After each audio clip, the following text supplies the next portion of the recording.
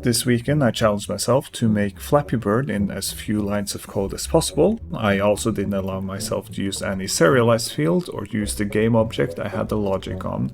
Everything had to be created from code and be defined in this single script. Here's a sped up recording of the 1 hour and 15 minutes it took me to write Flappy Birds in 1238 characters.